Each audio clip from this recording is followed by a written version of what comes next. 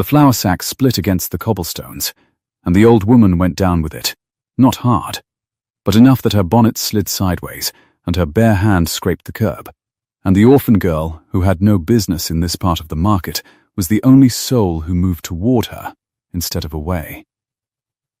Clumsy old besom. The grocer's man stood in his doorway, thumbs hooked in his apron, watching the pale dust bloom around the woman's skirts. "That's 2 shillings of best flour you've spilled, and you'll pay for it before you pick yourself up off my step." Clara Hale did not think about the bread she would not buy now, or the rent she could not make, or the fact that her own boots had been mended twice with twine. She crossed the cobbles with her basket banging against her hip and went down on her knees beside the stranger, and the heat of the August stones came up through her thin skirts like a hand pressed flat against her shins. "Are you hurt?" she asked. "Don't move yet. Let your breath come back first." The old woman's eyes found her. They were a sharp, surprising grey, clear as rinsed glass, and they did not look like the eyes of someone confused or frightened. They looked, for one strange beat, almost amused. "My breath," the woman said, "has not gone anywhere. It is my flour that appears to have deserted me." He shoved you. Clara had seen it. The grocer's man had swung a crate of cabbages out the door without looking, caught the woman square across the basket she carried, and sent her staggering. "I saw it. You didn't drop a thing. He knocked it from your hands." "She walked into my crate," the man said, "and the pair of you can settle your story between you, but one of you is paying for that flour." Clara stood. She was not tall, and she was not anyone, and the smell of warm cabbage and horse and split flour hung thick in the noon air. But she had spent 4 years learning how to keep her voice level when a thing was unjust, because in the house where she had been raised on charity, a raised voice was always the servant's voice, never the master's. "You will not have a penny from her," Clara said. "You'll be lucky if I don't fetch the constable to ask why a grown man is flinging crates into the street where old women walk." A small crowd had stopped the way crowds do, drawn by the smell of trouble. A woman in a straw bonnet murmured. A boy laughed. The grocer's man looked at Clara, at her twine-mended boots and her sun-faded gown the colour of weak tea, and his lip curled with the particular contempt of a man who has found someone poorer than himself to despise. "And who are you, then? Her lady's maid?" He laughed at his own joke. "Look at the state of you. You've not the price of a loaf between the 2 of you." That was true. That was the worst of it. It was perfectly true, and the crowd could see it was true. And Clara felt the old hot shame climb her throat the way it always did. But she had learned something else in the charity house, in the long years of being the girl whose parents had left her nothing but a name and a Bible. Shame was a thing you could set down, if you chose to, and pick up the more useful thing instead. She chose anger. "No," she said. "I've not the price of a loaf, so I've nothing to lose by standing here all afternoon telling every customer who comes to your door exactly how you treat your elders. I've a great deal of time, sir, have you?" The grocer's man opened his mouth. "Leave it, Tom." A woman had appeared in the shop doorway behind him, broad and red-faced and wiping her hands. "For the love of peace, leave it. You did swing that crate like a fool. Come inside before she draws half the street." He went, but he spat first, a thin contemptuous sound against the cobbles, and the crowd, finding the trouble had gone flat, drifted off to its own errands. The straw-bonneted woman patted Clara's arm once, vaguely, as though approving of a play she had not paid to see, and then she too was gone, and the market closed over the moment like water.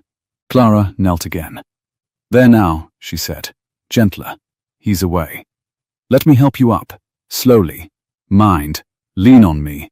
I've more strength than I look." The old woman set a gloved hand. Clara noticed the glove was good kid leather, finer than anything she herself had ever worn, though the rest of the woman's dress was plain dark stuff, with no trimming at all, set that hand on Clara's offered arm, and rose. She came up light. She came up straight. And when she was standing, she was a full head shorter than Clara, and yet somehow not small at all. And her clear grey eyes went over Clara's face with a frank, unhurried attention that would have been rude in anyone less old. "You have a temper," the woman observed. "I have a sense of what's fair," Clara said. "It only looks like a temper when there's no one to enforce it but me." The old woman laughed. It was a short, dry sound, surprised out of her, and it changed her whole face. "Well," she said. Well. She looked down at the wreck of her basket, the split flour, a crushed paper of tea, a small bundle of letters tied with thread that had fallen clear and stayed clean. "I appear to have lost my mourning. And my flour. And a measure of my dignity, which at my age I cannot well spare." "You kept your dignity entire." Clara crouched and gathered the letters, brushed a smear of dust from the topmost, and set the bundle carefully into the woman's hands. The thread was good silk thread, she noticed, and the seal on the folded paper beneath was red wax stamped with something. A crest, a bird, she couldn't tell. And she did not look closer, because it was not hers to look at. It was the flour that suffered, and flour can be bought again, can it? The woman tucked the letters away inside her plain dark spencer, against her ribs, the gesture of a person who has carried important paper close before. "By you?" Clara flushed. "Not by me, no. I told you the truth. I haven't the price of it. But I've 2 hands, and I'm not far from where you're going, I'd wager, since you've come on foot. Let me carry your basket and see you home.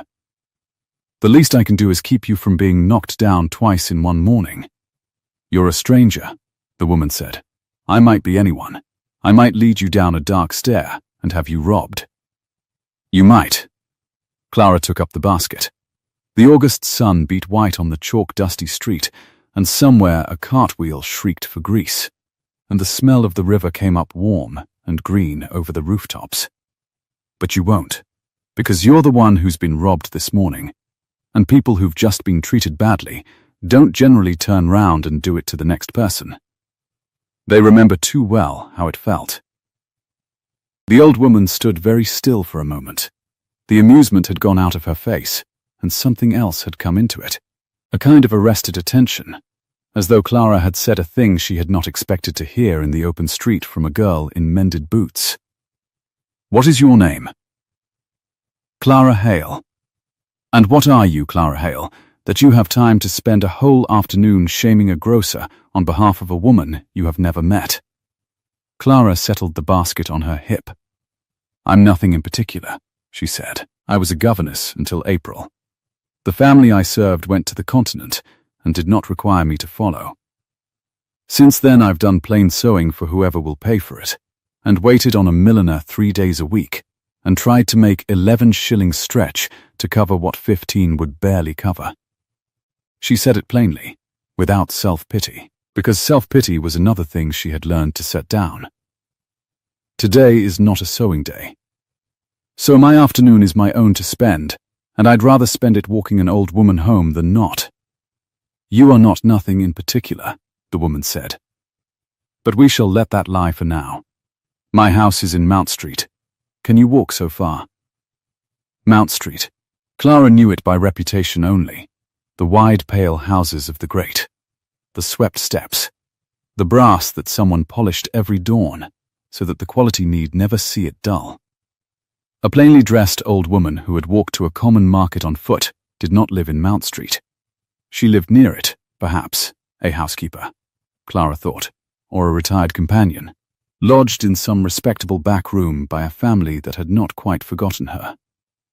That would explain the good gloves and the plain gown both, cast-offs and remnants of a better-placed life. "I can walk to Mount Street," Clara said, "and past it if your legs give out. Come, take my arm. The cobbles are wicked in this heat. They've a way of catching a heel." The woman took her arm. They went up out of the market together, the tall poor girl and the small plain woman who was not, Clara was certain, anything like as plain as she dressed, and the bells of a church somewhere east of them rang the half-hour into the thick, bright summer air. They had not gone 40 yards before the second insult found them. It came in the shape of a young lady, and a young lady she unmistakably was, in a walking dress of pale lilac muslin, with a deeper lilac ribbon under the bust, a parasol tilted just so against the sun, and the kind of bonnet that costs more than a governess earns in a quarter. She was beautiful. Clara registered it the way one registers a struck match, a quick, clean, undeniable brightness, dark ringlets, a flushed cream complexion, a small mouth made for small cruelties. She was perhaps 20, and she came along the pavement with two companions trailing behind her like ribbons behind a kite, and she did not trouble to move aside. Good heavens. The young lady stopped, blocking the narrow walk entire, and looked the old woman up and down with an expression of delicate horror. Have they begun letting the workhouse out to take the air?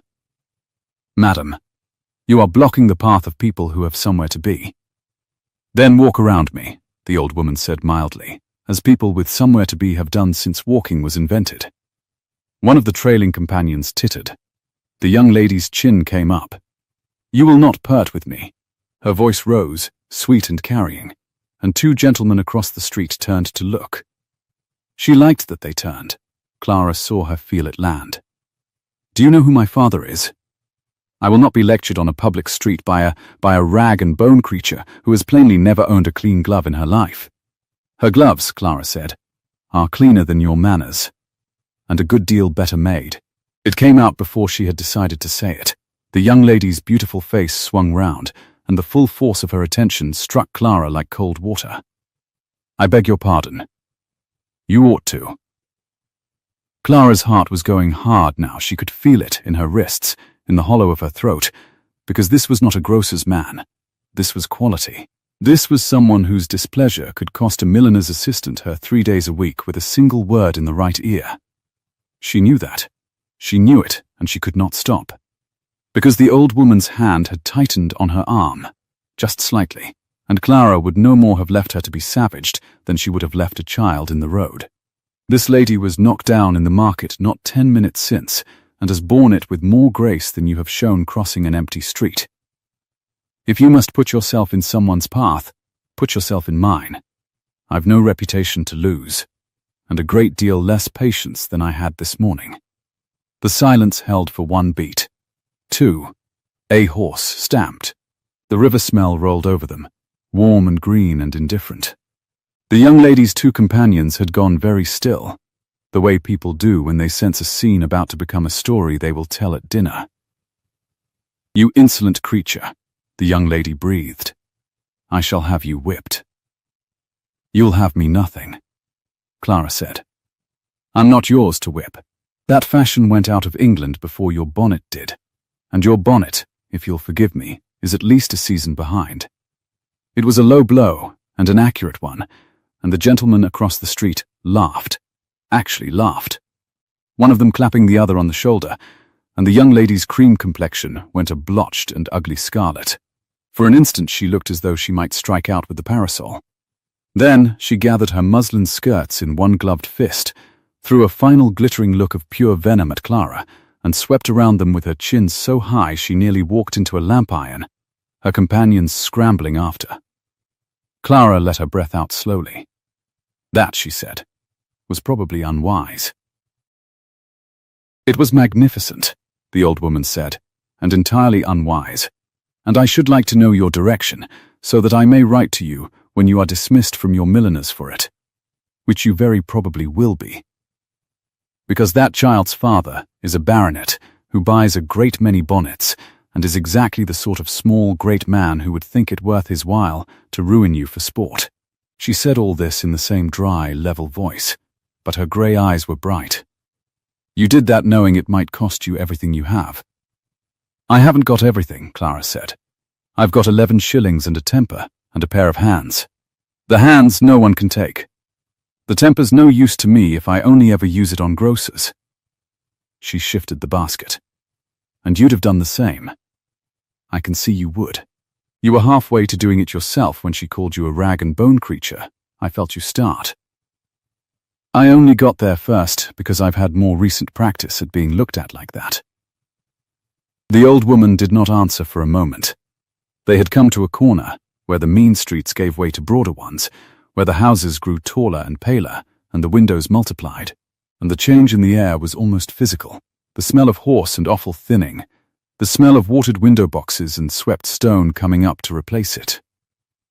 A liveried footman walking the other way touched his hat to no one and looked through them both. "You said you were a governess," the woman said at last. "Where? In whose house? It hardly matters now. A merchant's family in Bristol, the Pettifords. Good enough people. The children were dull and kind, and I was fond of them." Clara smiled a little, despite herself remembering. I taught the eldest girl her globes and her French, and how to tell a real kindness from a flattering one, which her mother thought a strange thing to teach, and which I thought the only thing worth teaching at all. Then, Mr. Pettiford's affairs took the family abroad, and a governess is an expense one leaves behind with the second-best furniture, and so here I am. "Here you are," the woman echoed, "carrying a stranger's basket up Mount Street in the heat, with no character and no prospect, and a baronet's daughter sharpening her knives behind you." She stopped walking. They had arrived. "And this is my house." Clara looked up. It was not a back room. It was not a lodging near the great houses. It was one of the great houses, pale stone 4 stories high, with a fanlight over a black door so glossy she could see the street bent and shining in it, with window boxes of white summer stocks watering the warm air with their scent, with a brass knocker shaped like a lion's head that some servant had polished until it burned gold in the sun. 2 footmen stood at the foot of the steps in livery, the deep blue of a midnight sky, and when they saw the old woman in her plain dark gown, they did not look through her. They came to attention as though a flag had been raised. "Your Grace," the elder one said, and bowed from the neck. We had begun to be uneasy. "You have been gone above 2 hours." Clara's hand opened. The basket would have fallen if the younger footman had not stepped smartly forward and caught it, and she barely noticed him take it, because the whole bright street had tilted very slightly on its axis, and the warm stone scent of the window boxes had become suddenly impossibly loud. "Your Grace." She turned to the old woman, to the small plain woman with the good gloves and the dry voice, and the letters sealed in red wax tucked against her ribs, and found those clear grey eyes watching her with an expression that was not amusement now, and not surprise, but something closer to a decision being quietly made. "You did not know," the woman said. No, Clara's voice had gone to nothing. "No, Your Grace, you walked to the market. On foot, with a basket, like. I thought you were a housekeeper. I called you an old woman. I took your arm. I told you to take mine, She stopped, appalled, the heat flooding her face. "Forgive me. I had no notion. I'd never have presumed." "You'd have done exactly as you did," the old woman said. "That is rather the point of it." She mounted the first step, and the footman drew back, and then she turned, one hand on the cool iron rail, and looked down at Clara from a small height that was suddenly an enormous one. "I am the Dowager Duchess of Ashborne.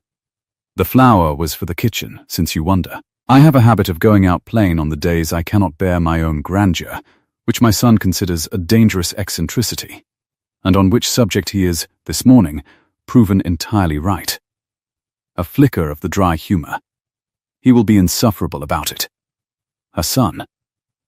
Clara's mind, scrabbling for something solid, fastened on the word and on the deep blue livery, and on the lion knocker burning gold, and arrived, a half-second too late to stop her face from showing it, at the only fact that mattered.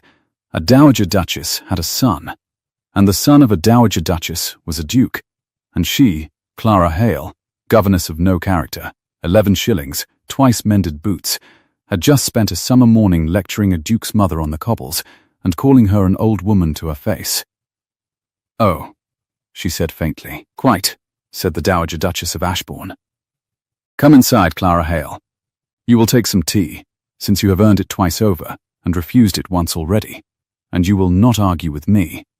Because I have had a trying morning, and I am too old to be argued with on my own doorstep by a girl I have decided to like." She did not wait for an answer. She went up the steps, and the great black door opened before she reached it, as though the house itself had been holding its breath for her. "Besides, there is a person within whom I think you ought to meet, and whom, I suspect, it will do a very great deal of good to be met by you." And from somewhere beyond that glossy door, deeper in the cool stone hush of the house, a man's voice, low, even, edged with a tiredness that had nothing to do with the hour, said, "Mother, where in God's name have you been?" The hall swallowed the noise of the street the moment the great door swung to behind her. One instant Clara stood in the white blare of August, the cart shriek and the river stink and the hot chalk dust. The next she stood on a floor of black and white marble cool as a churchyard, under a ceiling so high her breath seemed to go up into it and not come back. Somewhere above, light fell through a stair window in a long amber bar, and a clock she could not see ticked with a slow brass patience, and the whole place smelled of beeswax and lilies and the faint cold mineral smell of stone that the sun never reached. She had time to take in exactly that much before the owner of the tired voice came out of a doorway to her left, and the hall, large as it was, seemed at once a size too small for him. He was young. That was the first wrong thing. The thing that would not fit the voice. She had heard age in it, and weariness, and the flat command of a man used to being obeyed, and she had pictured someone grey. He was none of it. He was perhaps 28, broad through the shoulder in a way his dark coat could not disguise, and did not try to, with a jaw shadowed from a razor used too early, and eyes the same rinsed grey as his mother's. Though where hers were clear, his had a weather over them, a closed sky. He filled the doorway he came through. He came on into the hall and filled that too. "Mother," his gaze went over the dowager, head to plain him, with a swift practiced anxiety that told Clara this was not the first time he had counted his mother's fingers to be sure she had come home with all of them. 2 hours. Hartley sent a footman to the square. "You said the kitchen garden. I said no such thing.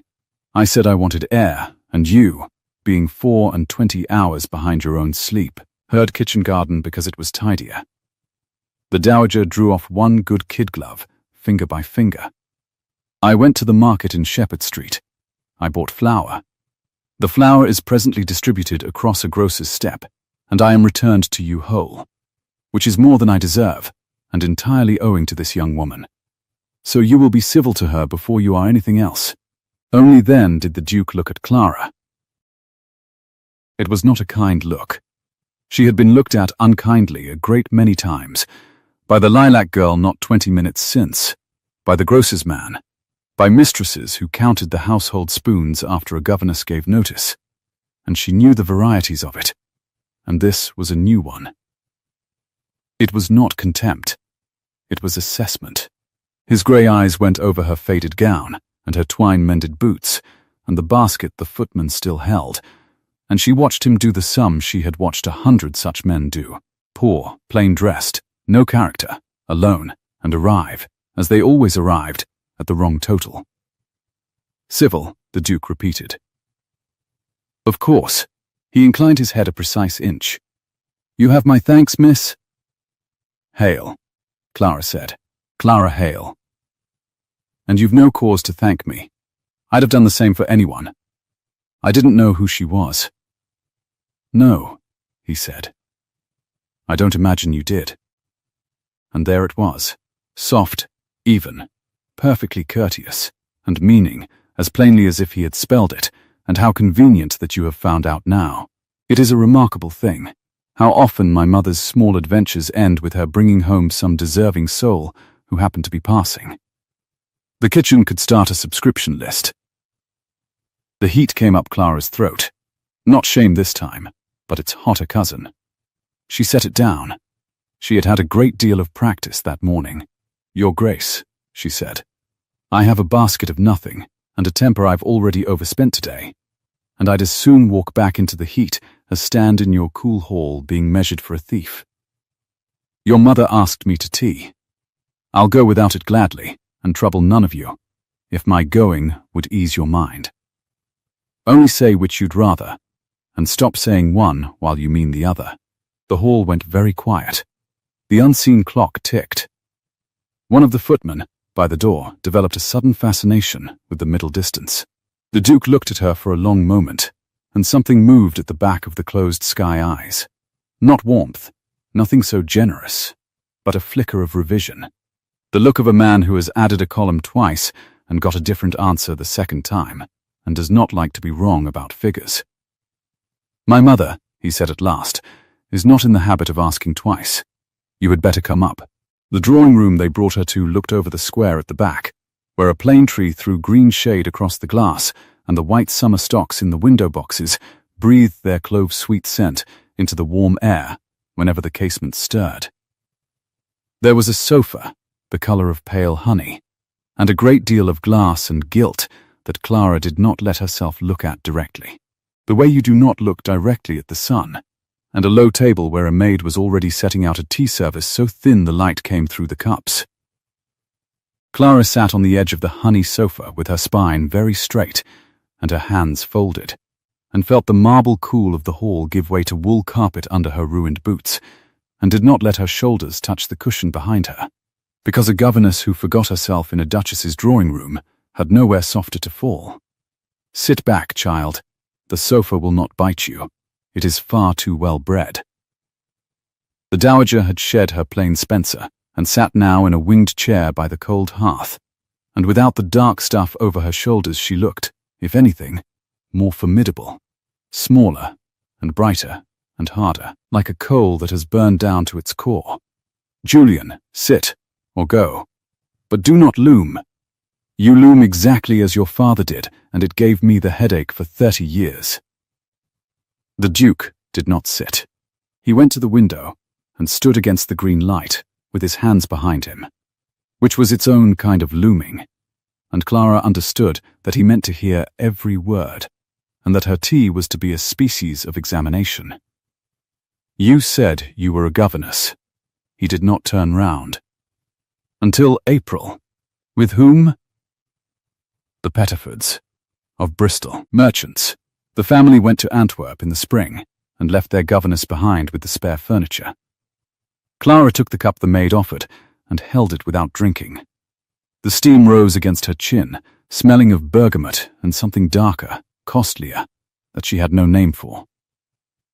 I gave Mrs. Pettiford no cause to write me anything but a fair character. She did not write me one at all, fair or otherwise, because she forgot, and they are gone, and so I have a great gap where my 4 years ought to be. Convenient. Wretched, Clara said. There is nothing convenient about a governess with no character, Your Grace. It is the difference between a respectable house and the gutter, and I have spent every week since April clinging to the lip of it by my fingernails. If I meant to invent a past for myself, I should have invented a better one. A vicar for a father, say, and a cousin who is a canon at Wells. I'd have invented a reference. The fact that I haven't one ought to argue I'm honest if you'd let it. That turned him. He came round from the window, and the grey weather in his eyes had a crack of something else in it now, quickly closed. It argues, he said, that you are clever enough to know exactly how an honest woman would sound.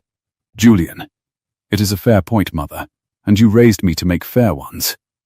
He set his own cup down untouched on the mantel. You walk out alone, against every promise you have made me since the spring. A young woman of no fixed situation comes to your aid in the precise public manner most likely to be remembered, defends you a second time before witnesses who will repeat it, and walks you to your own door, where, astonished, no doubt, she discovers a duchess. And within the half-hour she is drinking my tea. His voice never rose. That was the worst of it. Clara would have known better what to do with shouting. I have spent 11 months keeping the wolves from this house, Miss Hale. You will forgive me if I have learned to know the look of a clever wolf with good manners and a sad story. Clara set her cup down on the thin saucer with a click that sounded very loud. 11 months, she said. Since your father, she stopped. She did not have the word, and would not have used it. Since you came into the title. He said nothing, which was a yes. Then I'm sorry for it. She said it plainly, the way she said everything. Truly, it is a hard thing to be left holding a great house, and everyone in it before you've had your sleep out. I had a smaller version of it once, and it near broke me. And mine came with no wolves at all, only loneliness, which is cheaper, but lasts longer. She rose. Her knees were not quite steady, but her voice was. But you've made a mistake in your sums, and I'll tell you where. A wolf, your grace, would have known the gloves. Any creature out to snare a duchess would have marked good kid leather at 40 paces and curtsied to it. I didn't. I called your mother an old woman and told her to take my arm and thought her a discarded housekeeper who'd come down in the world.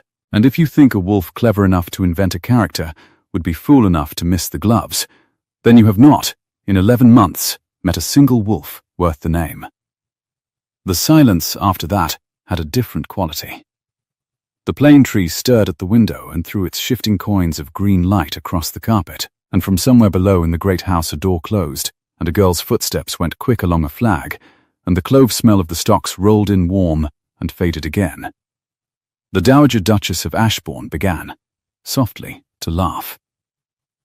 "Oh, sit down, both of you," she said, "before one of you says something that cannot be mended. Clara, sit, Julian. For the love of your late grandmother, who would have liked this girl enormously, and told you so at twice the volume, give over playing the magistrate. You are very bad at it. You have your father's face for cards, and it shows every card you hold." The Duke looked at his mother. Then, for the first time, the corner of his hard mouth moved. Not a smile, nothing so spendthrift, but the ghost of where a smile would go if he ever permitted himself the expense of one. "You are determined to keep her," he said. "I am determined to give her tea, which she has now twice failed to drink, and to discover whether the only person in London this summer with the wit to tell that baronet's odious daughter the truth about her bonnet can also tell a French verb from a German one. Beyond that I am determined on nothing whatsoever." The dowager's grey eyes were bright as struck flint. "Though I will say, Julian, that for a man who has spent 11 months complaining there is no one in this house under 60 who dares contradict him, you took remarkably ill to being contradicted just now. One might almost think it had done you good. This time, the thing at the corner of his mouth very nearly arrived. "I find," the Duke said dryly, "that being instructed in wolves by a young woman in twine boots is a novelty the season has somehow failed to provide me. I shall write to Almack's. They are forever short of novelties." It was so unexpected, the dust-dry turn of it, the weariness lifting half an inch to let it through, that Clara laughed before she could stop herself, a short, startled sound, and saw his eyes come to her face at the noise, as though he had surprised himself as much as her, and wished to know who had heard it. For one beat they only looked at one another, the Duke and the governess of no character, and the green light moved over them both, and Clara felt the floor of the afternoon shift very slightly beneath her, like the cobbles had shifted that morning, when the whole bright street tilted on its axis. Then a footman scratched at the door, and the moment closed over like water. "Beg pardon, Your Grace." The man came in with a salver, and on the salver a single card, and his face had the careful blankness of a servant carrying news he knows will not be welcome. "Sir Harford Vane. He is below, and his daughter with him. He says he is expected." The Duke's face shut like the great black door downstairs. "He is not expected," he said. "No, Your Grace. But he says the matter of the Hartley letters will not keep, and that you gave your word to her ladyship your mother to hear him on it before the month was out, and the month is out tomorrow."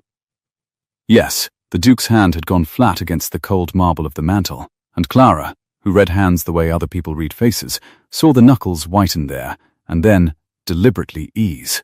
"Show him into the library. I will come down." The footman bowed and withdrew, and the dowager set down her cup with a care that was its own kind of violence, and the warmth had gone clean out of the room as though a window had been opened on a colder season. Vain, she said. On a Tuesday, with the girl in tow, he grows bold. He grows certain, the Duke said. There is a difference, and it is not in our favor. He was already moving for the door, already gone in his mind to the cold room below and the colder business in it, and Clara saw the 11 months come down over him again, like a visor coming down, the young face setting into the older one the voice had promised. Mother, keep Miss Hale up here. I want no. But Clara had risen when the name was spoken, because the name had gone through her like cold water down the spine, and she heard her own voice say, into the genteel hush, the thing that could not now be unsaid. Vane. Her mouth was dry. Sir Harford Vane, a baronet, with a daughter, about 20, dark ringlets, a lilac walking dress, and a parasol, and a small mouth, and 2 friends behind her like ribbons on a kite. The Duke stopped in the doorway. He turned. The grey weather in his eyes had gone perfectly still, the stillness of deep water, with something moving far down in it. You are describing Miss Augusta Vane, he said slowly. Sir Harford's only daughter. A beat. How do you come to describe her so exactly, Miss Hale?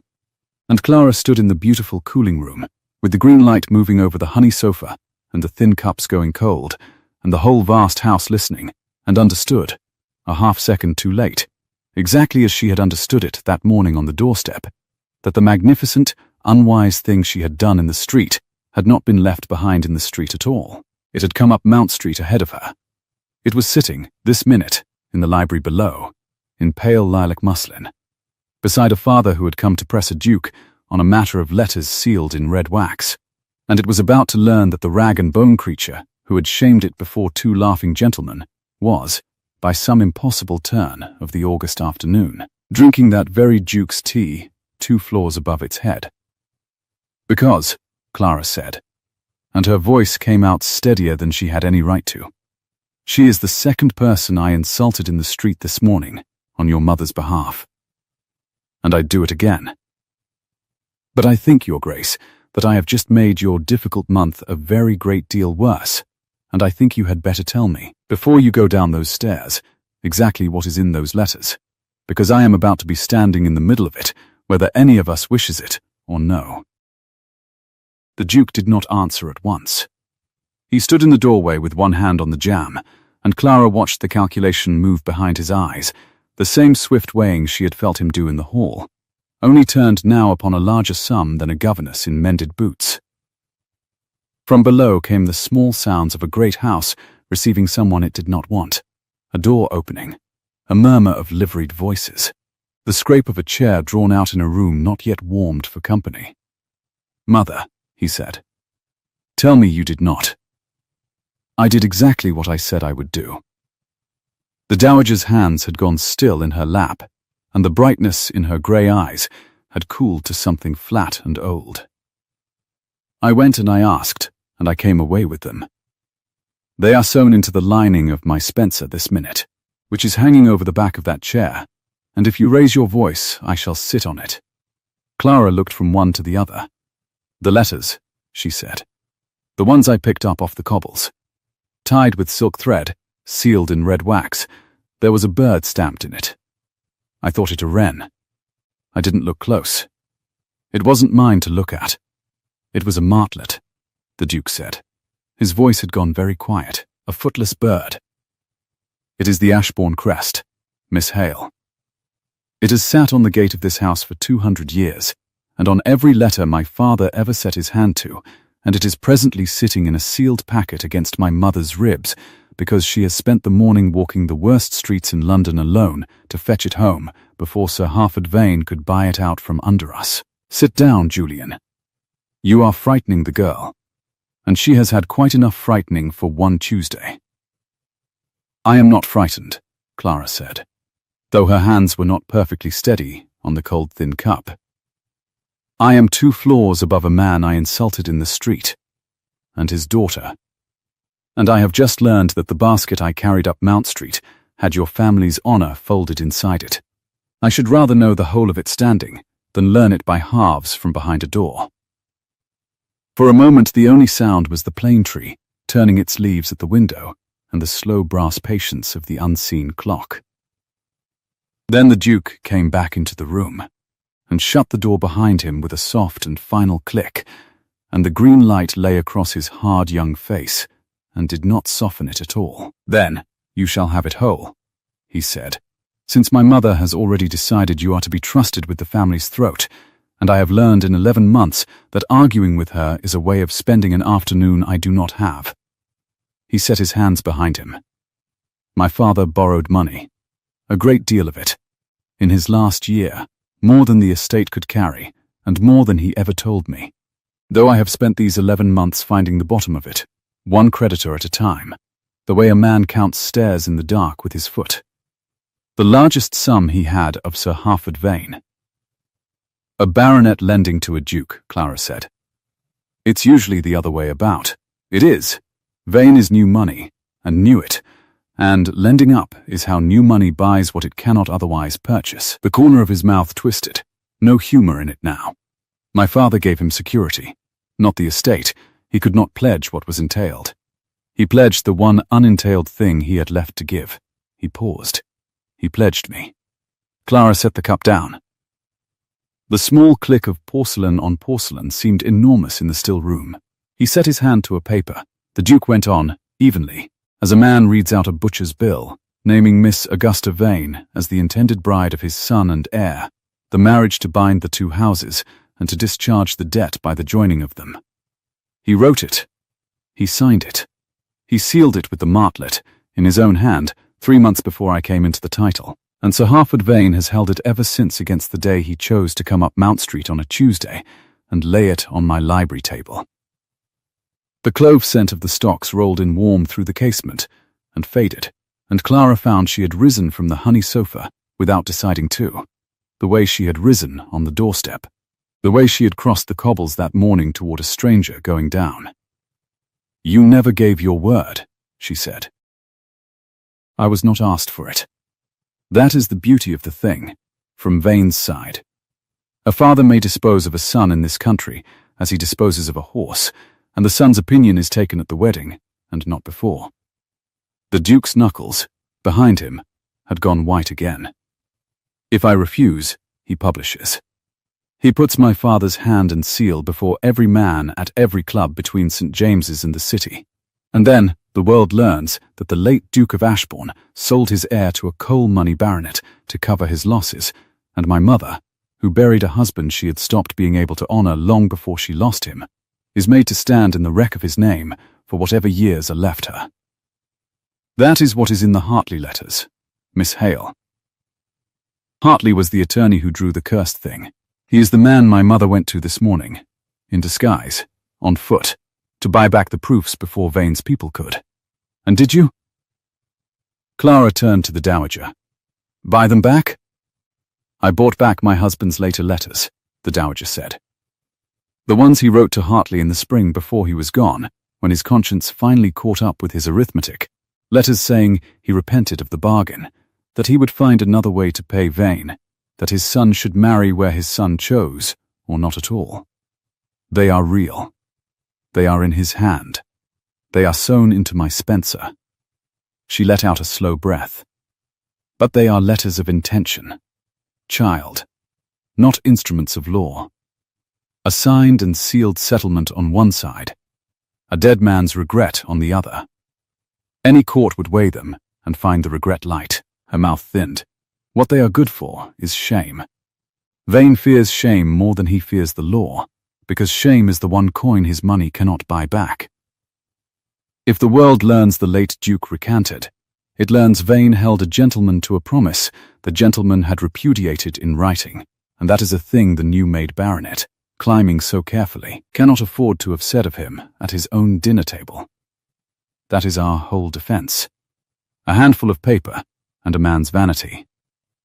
Clara stood in the middle of the beautiful room with the green light moving over her ruined boots, and understood at last the weight of what the morning had set in motion. "And I," she said slowly, "have just stood in the public street and called that man's only daughter a rag and bone. No, I called her bonnet a season behind, and her manners worse than an old woman's gloves. and I made two gentlemen laugh at her where the whole pavement could hear it. The heat came up her throat, and she let it come. There was no setting it down now. You are about to go below and bargain with a man for your mother's good name and your own freedom. And you must do it gently, carefully, giving away as little as you can. And the one card you cannot afford to be holding is a quarrel with his daughter's pride. And I have put that card in your hand this very hour." The Duke looked at her, and for once there was nothing of the magistrate in it. "Yes," he said simply. "You have. Then send me away." Clara crossed to the chair where the Dowager's plain spencer hung, and stopped herself short of touching it, as though the letters inside might burn. "Now, this minute, before he hears my name. Put me out the garden door into the mews, and let me go back into the heat and be nobody, and tell him whatever you must. He need never know the girl who shamed Augusta in Shepherd Street is the same who carried your mother home. Two creatures in twine boots are alike to a man like that. He'll not connect them if no one connects them for him. And leave you to walk back to your 11 shillings with a baronet's daughter already vowing to ruin you?" The Dowager had not raised her voice, but something in it had gone iron. "You think I do not know what becomes of a governess, with no character and a great man's enmity? I have watched it happen to better-placed women than you, Clara Hale, for smaller sins than telling a fool the truth. No, you will not be put out the mews door like a cat." "Mother." The Duke's voice was low and urgent now. The warmth burned clean off it. "Be reasonable for 1/4 of 1 hour. Vane is below with the very paper that can break us, and he has come bold, on a day not appointed, with the girl on his arm, which means he means to press, and press hard. And the only question worth asking is what he will take to go away quiet. I cannot fight that battle and shield a stranger in the same breath. She is right. Let her go." It should not have wounded. He was speaking sense. She had spoken it herself not 10 seconds before. She had offered him the mews door with her own mouth. And yet to hear him take it up so swiftly, so coolly, "Let her go." 2 words, as a man sets down a parcel he is tired of carrying, went into Clara somewhere beneath the place where pride lived, into the older and softer place she had spent 4 charity house years learning to keep covered. "Of course," she said. Her voice came out level. She was proud of that, after. "Of course, Your Grace. You're quite right. I'll trouble you no further." She had her hand on the door to the landing, the wrong door, the one that gave onto the stair down which Vane had been shown not 3 minutes since, before either of them moved. And she opened it on a hall full of the cool stone hush of the house, and on the unmistakable sound, rising clear up the well of the great staircase, of a sweet and carrying young voice. "And I tell you, Papa, the impertinence of the creature! In broad day! She put herself in my path and called me. I shan't repeat what she called me. It does not bear repeating before gentlemen. And 2 persons across the way laughed, Papa. Men of some appearance. They laughed at me in the open street. And if the Duke means to make any sort of cousin of me, he had best understand that I will not be laughed at in his city. I will not bear it. I will know the creature's name before I am a day older." Clara stood frozen in the open doorway with the voice pouring up the stairwell, and behind her she heard the Duke come to his feet, and the Dowager's quick, indrawn breath, and the whole afternoon hung for one long beat on the turning point of a single closed door. Then a man's voice answered the girl's, heavier, slower, pleased with itself, the voice of a man who has bought his way into a room and means to stay in it. "You shall have her name, my dear, and her direction, and a great deal more besides. There is nothing in this town that money will not fetch up, given a morning." A pause, and the creak of a chair taking a heavy man's weight. "Though I'd not fret over a market scold when there are larger fish on the table.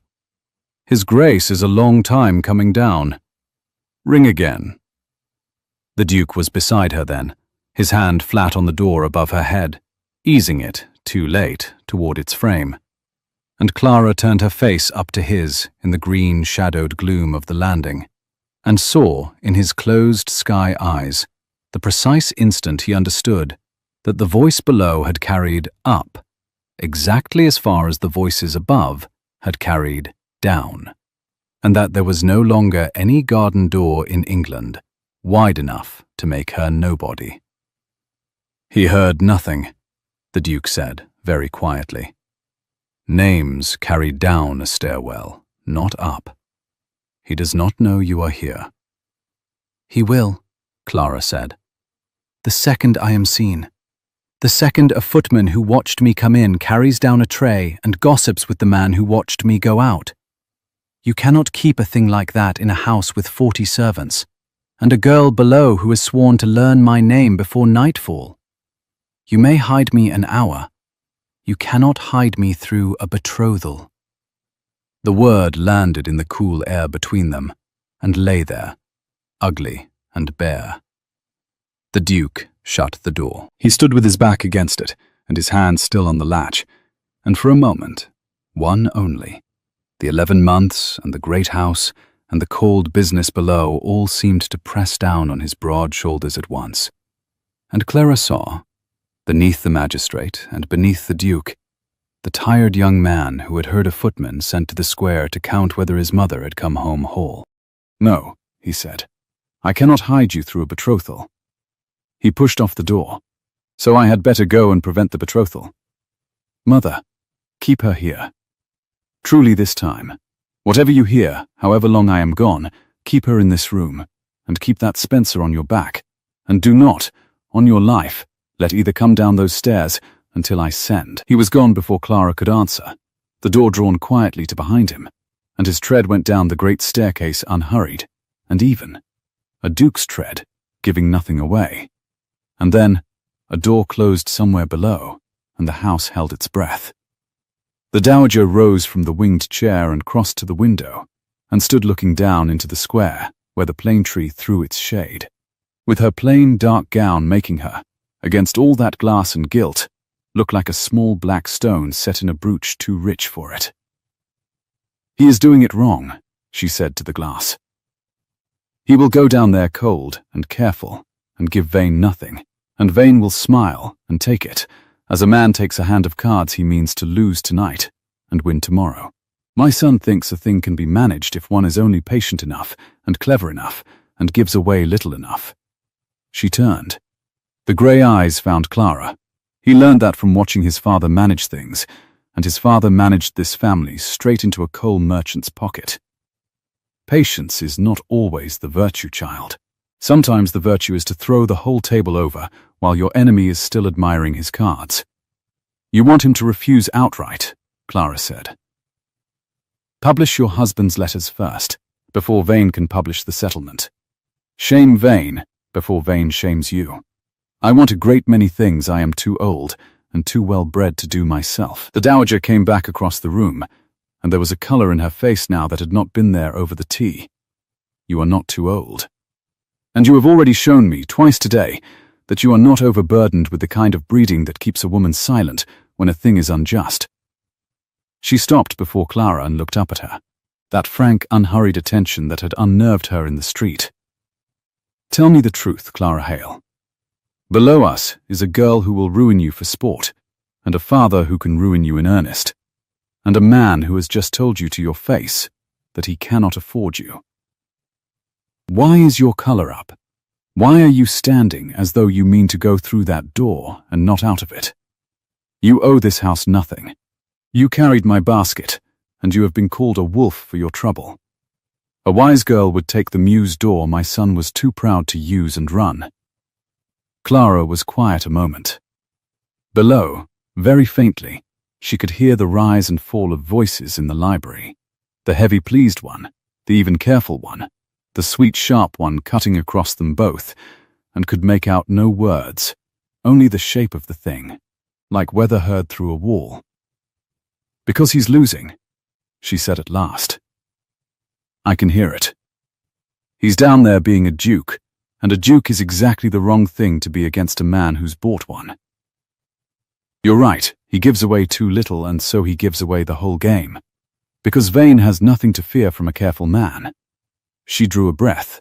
And because that girl is going to spend the next hour pressing her father to want me ruined, and her father is going to discover, the moment he's bored of the letters, that ruining me is a small cheap pleasure he can hand his daughter to make the larger bargain sweeter. I am about to be a gift, Your Grace. A thing thrown in. And I have spent my whole life being the thing thrown in. The governess left with the spare furniture. The orphan kept on charity. The girl whose price was always low enough to be generous with. I am very tired of it. Her voice did not shake. If I am to be in the middle of this, then I will be in the middle of it standing up, where I can at least see the blow coming, not folded into a corner of this lovely room waiting to hear what's been decided about me. The dowager looked at her for a long moment. Then she crossed to the chair, took up the plain dark spencer, and from a seam in its lining drew a small flat packet of letters tied with silk thread, sealed in red wax, stamped with a footless bird, and held it out.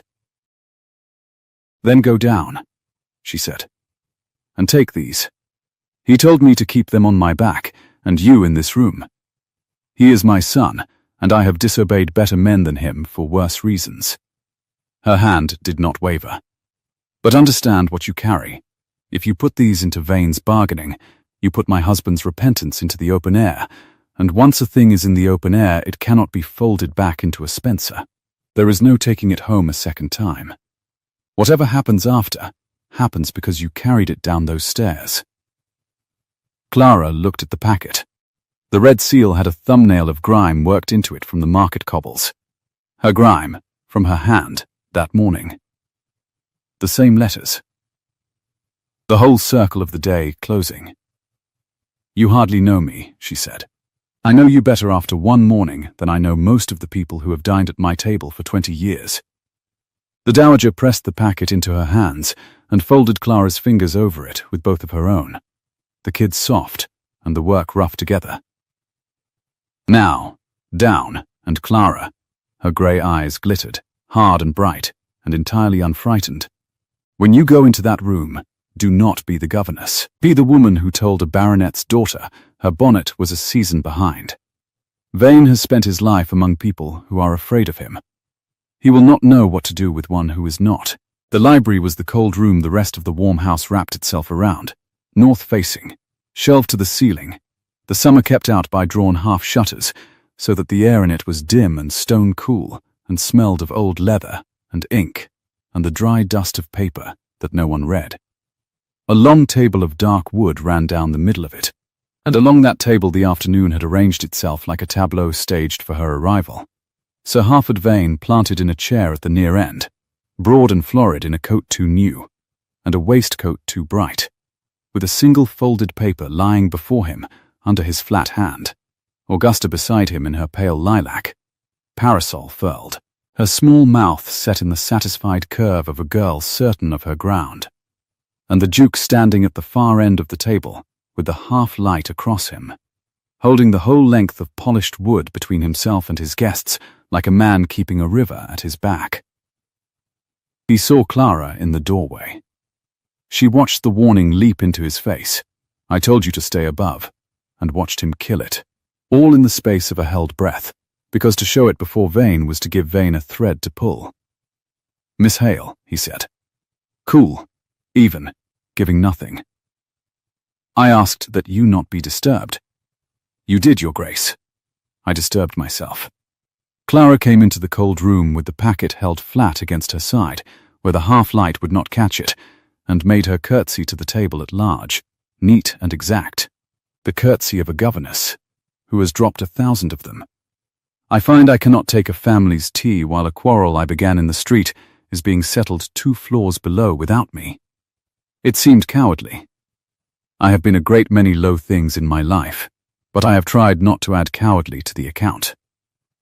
Sir Harford Vane turned in his chair, his eyes small, shrewd, set in a heavy face that had once been handsome, and was handsome yet, in the beautiful but coarse way of a man who has eaten and drunk his fill of everything money could fetch, went over her without recognition, The way such men's eyes always went over the poorly dressed, a quick dismissal, a thing checked off and discarded. But Augusta knew her at once. The girl came half out of her chair, and the cream went out of her complexion, and the blotched scarlet came up in its place exactly as it had on the pavement, and her gloved hand flew to the table, as though to steady the whole tilting world. "You." The word came out of her in a hiss. "Papa, Papa, it is she. It is the creature from the street.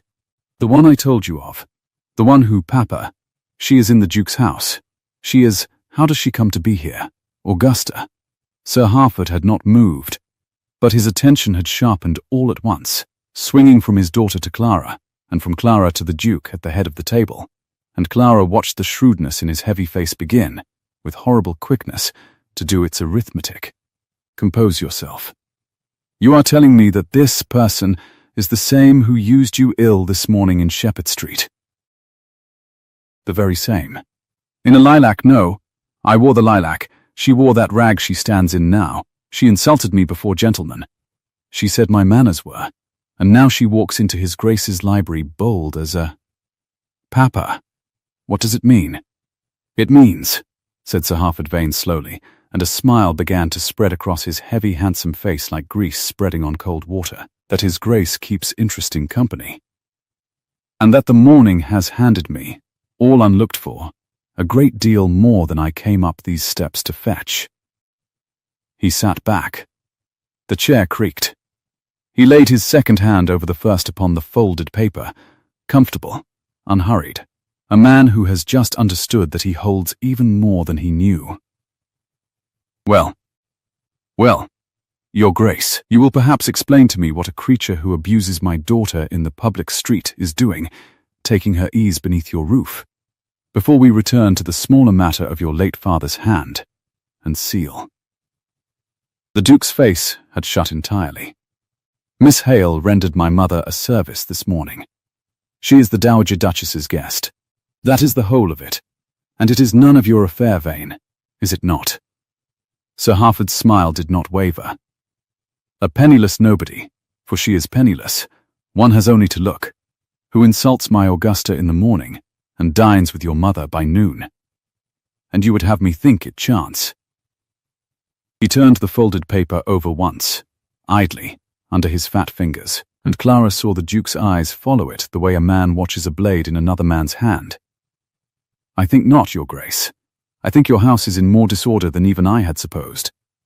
And a man does well to know the full disorder of a house before he ties his only daughter to it. Papa, I do not want. I will not have her under the same roof. I will not be a cousin to a house where that creature is welcomed. You must make him turn her out. You must make him, hush, child, I am thinking." And the dreadful thing, Clara saw, the thing that turned the cold room colder, was that he meant it kindly. He patted his daughter's gloved hand as he said it, fond and easy, a doting father quieting a fretful girl, and went on thinking of how best to use her temper to screw one more turn out of the man at the end of the table. "There is a way," Sir Harford said, "in which this little vulgarity of the morning may be mended to everyone's satisfaction. Your Grace honours my father's settlement. The marriage is announced before the month is out, tomorrow being the month's end. The timing is Providence itself, and as a small token of good faith between our houses, the guest who used my daughter ill is dismissed from your protection this hour, and a line written to whatever shop or family she next applies to, that she is not a person to be trusted." He spread his hands, magnanimous. "There, the honour of both houses served, my daughter satisfied, and your father's name kept out of every club window in London.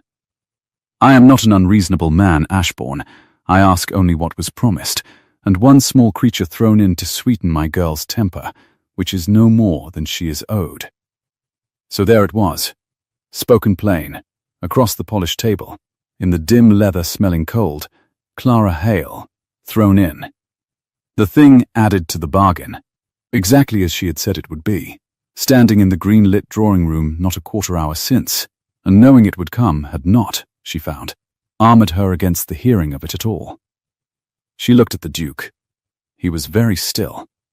The half-light lay along his hard young jaw and his closed grey eyes, and his hand was flat on the dark wood, and Clara watched him weigh it, watched him truly weigh it, because he was a man who had spent 11 months learning to give away as little as he could, and here was a way to give away only her. One penniless governess of no character, no kin, no claim. A stranger of a single morning. Against his mother's name, his father's honor, his own freedom from a girl he did not want. Against all of that, only Clara, only the thing thrown in. The arithmetic was not even close. She could see it not being close. She had done that sum herself 100 times from the wrong side of it, in 100 houses, and she knew to the penny what a girl like her was worth when she was set against a family's good name. "Your Grace," Clara said quietly, to spare him the saying of it. "It is a fair price. Pay it. I am only the morning's accident. I'll go, and I'll go quiet, and no line need be written, because I'll never trouble a house this high again as long as I live." She made her curtsy. Her hands were steady. "Your mother was kind to me, kinder than I've any right to remember, and that is more than enough for one day. Sir Harford, your daughter's bonnet, on reflection, was very fine. I spoke from temper. Good afternoon to you all." She turned for the door. "Miss Hale," the Duke's voice. She stopped, her hand already lifting to the latch, and did not turn round, because she had spent the morning learning that there were some blows a person took better with their back to the room. "You will not go," he said. She turned then.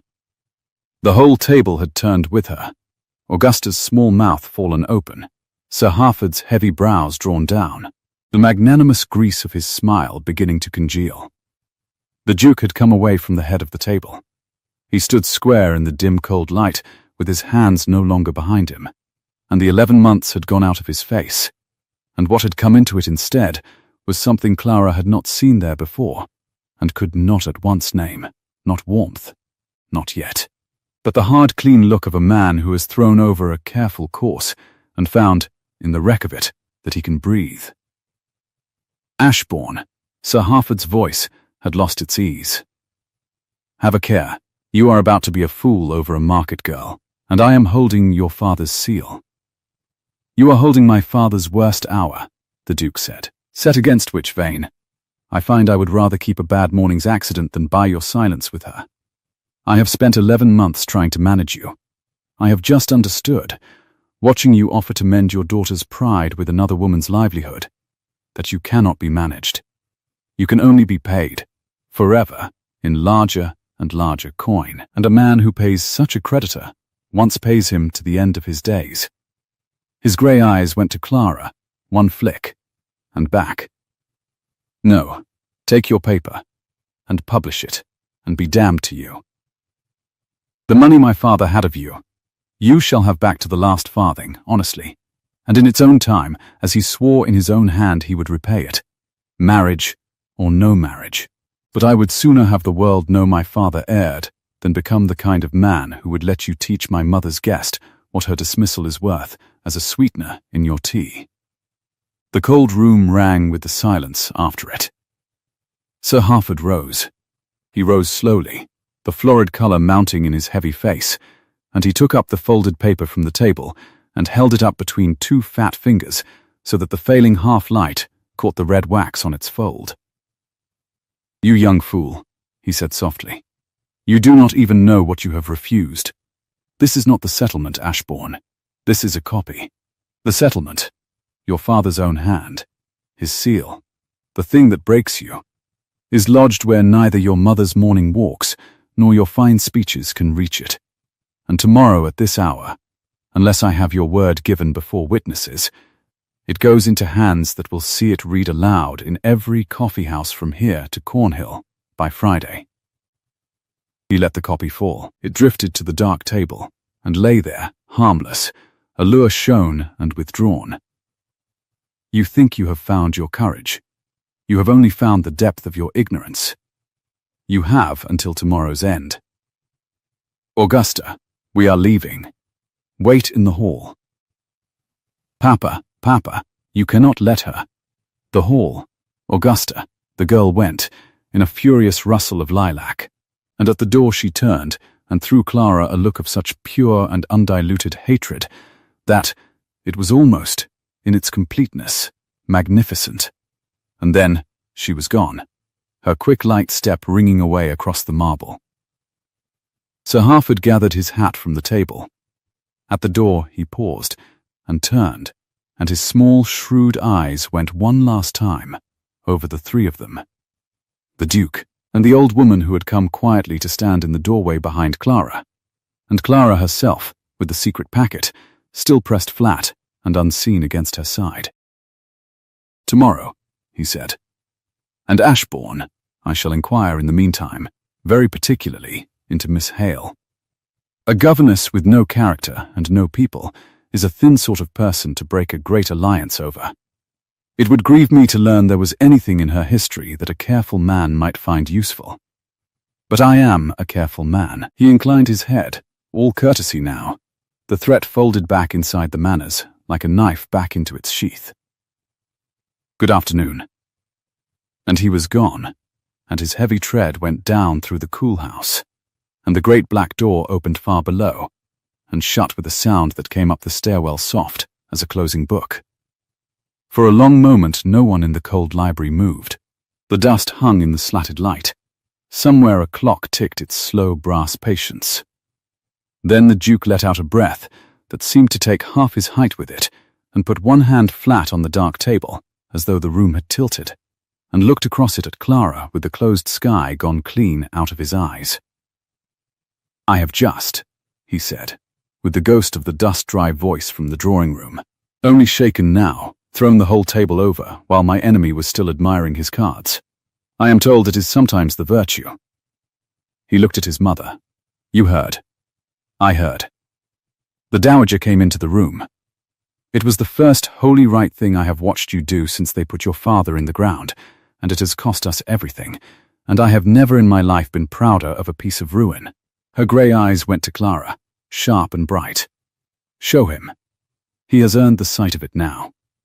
And Clara, in the dim cold room that smelled of leather and dust and the long-shut summer, drew out from against her side the flat packet of letters tied with silk thread, sealed in red wax stamped with a footless bird, and laid it on the dark table between herself and the Duke of Ashborne. Her own market grime still worked into the seal, the whole circle of the impossible day come round at last to its turning, and said, in a voice that had at last begun, very slightly, to shake, "There is the original settlement somewhere we cannot reach, but these are your father's letters of repentance, in his own hand, and I have just spent the afternoon learning exactly what kind of man Sir Harford Vane fears being thought.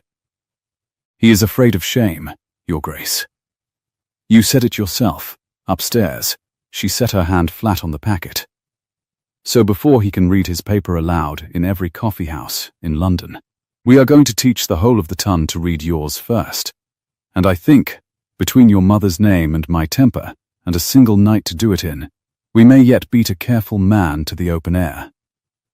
But you had better decide tonight, both of you. Because once these go out, there is no folding them back into a Spencer, and no taking any of it home again."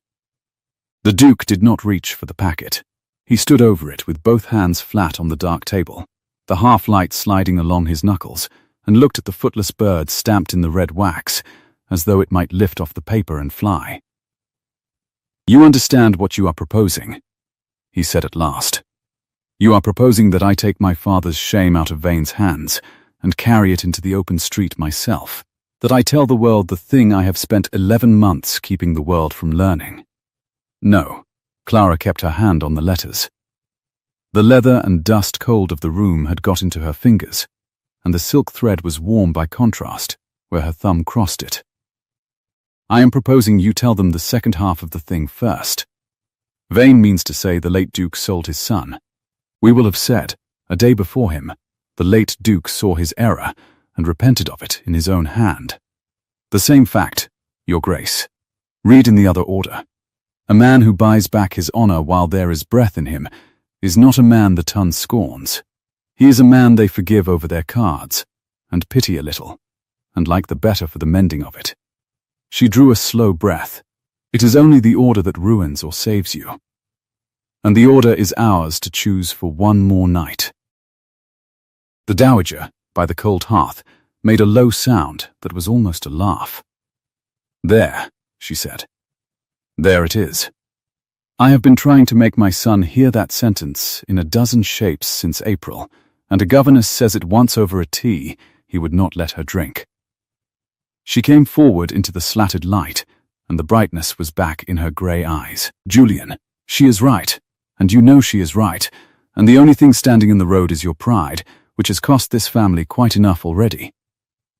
For a long moment the clock filled the room with its slow brass patience. Then the Duke straightened, and Clara watched the 11 months go off his shoulders the way a wet coat comes off, all at once, with a kind of shudder. "Tell me how," he said, "not the why. I have the why. Tell me the how, because I have never in my life done a thing this public on purpose, and you appear to have been born knowing it." They worked by candlelight when the candlelight came, the three of them around the long table, and the cold library warmed slowly with their breath and the small flame smell of the branch of wax the footman brought and set between them without a word. Clara had a sheet of the late Duke's letters open under her hand, the ink browned at the edges, the hand large and looping and growing smaller and tighter toward the close of each page, as though the man had written the first lines bravely and the last ones with his courage failing. This one. She turned it to the light. "Listen, I have done my son a wrong he does not yet know of, and I will not go to my account having left it standing. The bargain, with V, is repudiated by me wholly. My boy shall marry where his own heart sends him, debt or no debt, and I will find the money another way or die owing it honestly." She looked up. "He says it himself, Your Grace, in the words your enemy least wants spoken. We need invent nothing. We need only let your father be heard." "My father." The Duke took the page from her, and his hand was not quite steady on it, and Clara had the wit to look away to the candle while he read his father's failing courage in his father's failing hand. "He never said one word of this to me. 11 months, and 100 creditors counted in the dark, and he could not say 4 sentences of it to my face. Men of his sort cannot," the dowager said, "say to a living son what they can write to an attorney. It is not love that fails them. It is the looking." She laid her old hand briefly over her son's. "He loved you badly and late and in writing. It is a poor inheritance. But it is, this once, a useful one." They made fair copies until past the turn of the night. Clara's governess hand, neat and clear and schooled to be read by children, set down 3 faithful copies of the 2 strongest letters, and the Duke sanded each one, and the dowager named, from memory, the 4 people in London through whose drawing rooms a thing could be sent at 9 in the morning and known in 40 by noon. Lady Sefton, who held a voucher in one hand and a whole season's reputations in the other. The Countess of Drax, who had loved the late Duke once, long ago, and would weep over his repentance, and repeat it weeping. Old Mr. Calloway, at the bow window of his club, who had never kept a confidence in 60 years, and was loved for it. And the editor of the Court Journal, who would print, for the Dowager Duchess of Ashborne, and an exclusive, very nearly anything she pleased. By 2 o'clock tomorrow, the dowager said, sealing the last with her own ring, pressing the martlet down into the soft wax so the footless bird flew once more, the whole of the town will know that my husband repented his bargain on his way out of the world. And when Sir Harford Vane stands up to read his settlement aloud, he will be reading the contract a dying gentleman tore up, and every soul in the room will already know it was torn. She set the letter on the pile. He will not look like a man collecting a debt. He will look like a creditor robbing a grave. And that, Clara Hale, is a thing his coal money cannot buy him out of. Clara found the Duke an hour before dawn, alone in the cold library, standing at the half-shuttered window, where a grey edge of light had begun to come up over the plane tree in the square. The candles had guttered to stubs. The house slept around them, vast and breathing, and the air had the dead low chill of the hour when summer forgets itself and the stone remembers winter. "You should rest," she said from the doorway. "You've a long day to be a duke in. So should you. You have a longer one to be the cause of it all." He did not turn from the glass. "Come here a moment. Look." She crossed the cold floor and stood beside him, and below in the grey square a single early cart was going by, the horse's breath smoking, a man asleep on the seat with the reins loose in his fist, and the white summer stocks in the window boxes hung heavy with dew that the coming sun had not yet found. "I stood at this window yesterday," the Duke said, "and watched a girl in twine boots walk my mother to my door, and I thought, here is the next wolf. I have stood at this window every morning for 11 months looking for wolves. It is a tiring way to keep a house." He turned his head, and in the grey light the closed sky had gone clean out of his eyes, and what was left was only tired and young and, for the first time, unguarded. "You called my mother an old woman to her face and missed her gloves entirely. Do you know, that is the most honest thing that has happened in this house since they buried my father. I did not know what to do with it. I am not certain I do yet." "You did the right thing in the end," Clara said. "You threw the table over. You threw it. I only let it fall." He was quiet a moment. Then, very lightly, with the ghost of the dust-dry voice, "I find I am to be ruined by Friday, in every coffee house from here to Cornhill. And I have not slept. And I have a baronet's daughter who would gladly see me boiled. And I am standing at a cold window at dawn feeling, against all sense, better than I have felt since the spring. I should like an explanation, Miss Hale. You appear to be the cause of every disordered thing in my life since noon yesterday. You may as well account for this one too." Clara looked at him in the grey light, at the razor-shadowed jaw and the rinsed grey eyes and the broad shoulders that the long night had at last let down, and felt the floor of the morning shift very slightly beneath her, the way the cobbles had shifted, the way the green-lit afternoon had tilted on its axis. "I haven't an explanation," she said. "Only, it is easier to breathe, I find, on the days you stop guarding the thing and let it be seen instead. I learnt that in a charity house, where there was nothing of mine worth guarding, and so I gave up guarding early. You've been at it 11 months. It must be a great relief to set it down." His hand moved, then, not far, only along the cold sill, until the side of it rested against the side of hers, warm where everything else in the room was cold, and neither of them looked at it, and neither of them moved it away. Below, the early sun found the dew on the white stocks all at once, and set the whole window box blazing. "Yes," the Duke said. A great relief.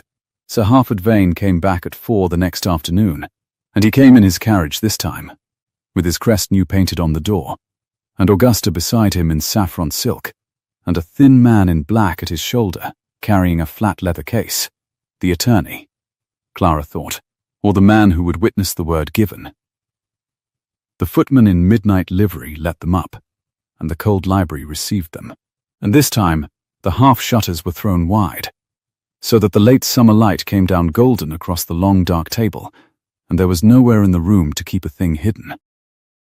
The Duke stood at the head of the table as before, but the Dowager stood at his right hand now, in grey silk and her good gloves, every inch the Duchess she had spent yesterday refusing to be, and Clara stood at his left, and on the table before them, plain and open and unsealed, lay the 2 letters in the late Duke's failing hand. Sir Harford saw them. Clara watched him see them. The florid colour did not change in his heavy, handsome face, but his small, shrewd eyes went still, and the case-bearer behind him shifted his weight, and somewhere in the house a clock let 3 quick beats fall into the silence. "Ashborne."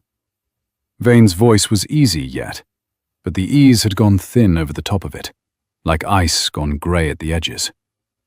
"You have had a busy morning? My man tells me the court journal is to carry a very pretty story tomorrow about a repentant duke, and Lady Sefton was heard at her own breakfast table to call my dealings grave robbery." He set his hat down on the dark wood. "You think you have been clever." "I think," the Duke said, "that I have been honest, which I am told comes to nearly the same thing, and is a great deal cheaper to keep up." He did not raise his voice. "Read your settlement, Vane. Stand up in any room in London and read it. The room will already know my father tore it up on his way out of the world. You will not be a man owed a marriage. You will be a man who held a gentleman to a bargain that gentleman repudiated in writing. And you have spent 15 years and a coalfield's worth of money buying your way into rooms that will close to you the moment that word is said." A beat. "I had it from your own mouth, sir. You fear shame more than law. I have given the ton your shame to read with their chocolate. There is nothing in your leather case that can take it back." Sir Harford was silent. The case-bearer behind him drew out, at a small motion of the baronet's fat hand, a single folded paper, heavy with an old red seal. The original. Clara knew it at once. The true settlement. The late Duke's own hand and his own martlet, and laid it on the golden table. And the whole circle of 2 days closed upon that square of paper, as upon a drawn knife. "Then I will ruin the girl," Vane said softly, "and let the ruin of her be the story instead. A penniless nobody, no character, no people, taken up by a duchess off the street in a single morning, sleeping under a duke's roof by night. I need not even lie, Ashbourne. I need only let the town wonder aloud what she is to you. By the time they have done wondering, your honest little tale will be drowned in a dirtier one, and your mother's name with it." He turned his small eyes on Clara, and the grease came back into his smile. "I told you I am a careful man, Miss Hale. I have spent the morning inquiring after you, very particularly, and there is so very much in a life like yours that a careful Nan can make useful." "Papa!" The word came from Augusta, and it came small and strange. Not the carrying, sweet voice of the pavement, but a flat, low thing, and every head in the room turned to her. She had gone to the window while her father spoke. Clara had marked her drift there, and had thought it sulks. But the girl stood now in the wide gold light, with her back half to the room, and her gloved hands gripping each other at her waist. And on her beautiful face was an expression Clara had not seen there before, and could not at first read. Not temper, not malice, but a kind of sick clarity. The look of someone who has caught sight of her own reflection in a shop glass when she did not expect it, and does not like what she has seen. "Hush, child," Sir Harford said. "I am working. You are trading me." Augusta turned. The blotched scarlet was climbing her throat, but her chin was up, and her eyes, Clara saw with a small shock, were bright with a thing that was not rage at all. "You have stood in this room twice now, Papa, and bargained for a husband who will not look at me, with a paper a man tore up sooner than be bound to me. And now you mean to sweeten it by ruining a sewing girl in mended boots, as though that will make him want me. As though anyone could be made to want me by your paper." Her voice cracked clean across. "I was glad when she insulted me in the street. Do you know that?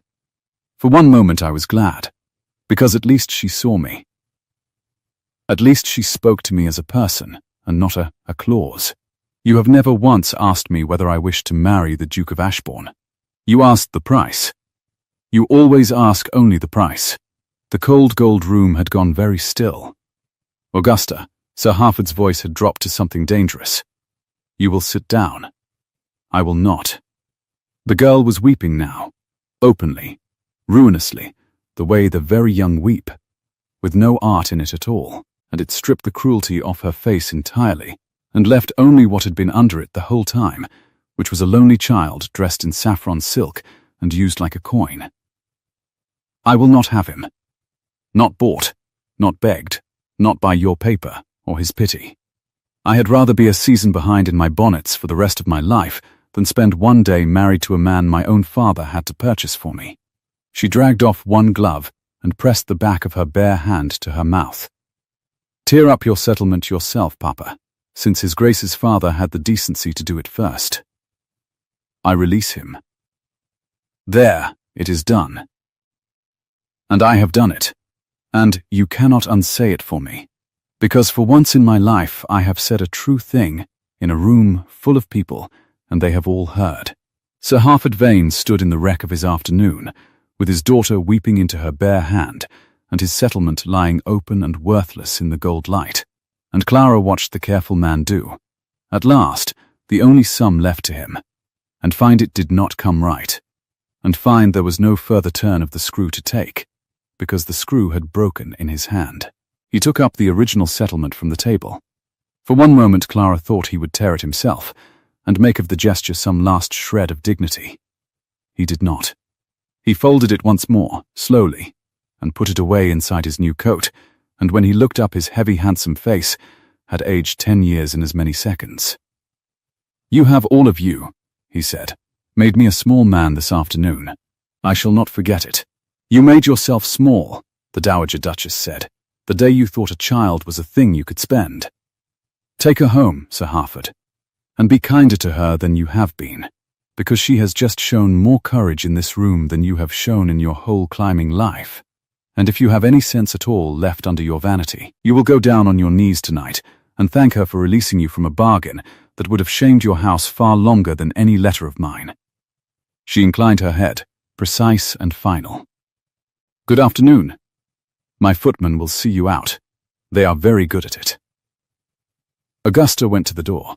At the threshold she stopped and turned, and for one strange beat, she and Clara looked at one another across the gold and the dust. The baronet's daughter and the governess of no character, and something passed between them that was not friendship and was not forgiveness, but was, perhaps, a kind of recognition. Two girls who had each been the thing thrown in. Your boots, Augusta said unsteadily, are honester than my silk. I see that now. I am sorry for the street. And then, with a flash of the old fire that was somehow, now, almost likable. But my bonnet was not a season behind. It was the very newest. You only said it to wound me, and it landed, and I have hated you for it for a day and a half, and I shall probably go on hating you a little, because it is restful. Good afternoon, Miss Hale.